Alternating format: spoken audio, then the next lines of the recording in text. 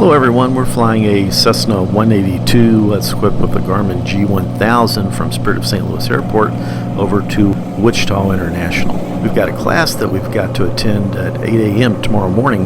It's in the Citation M2, and Scott, who's actually flying here in the left seat, he came in a Citation at about 7:30 p.m. So we had to borrow this 182 because it'd be a 6-hour drive over to Wichita, and it was too late to take an airline flight. So this saves us quite a bit of time. It's actually a 2-hour, 40-minute flight into the wind. We'll be cruising at 6,000 feet. Get there about 10 p.m. Do a VFR approach for a landing at Wichita.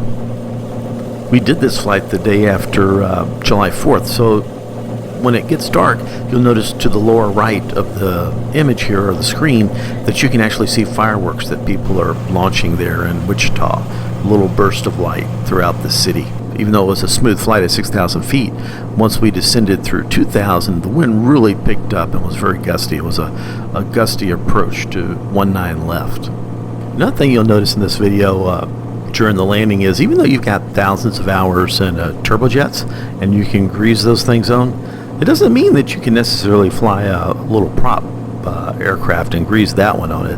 Their flight characteristics are so different. It's really kind of an adjustment. And this is the first time I've been in a piston aircraft. Gosh, I think the last time I was in one was maybe 20 years ago.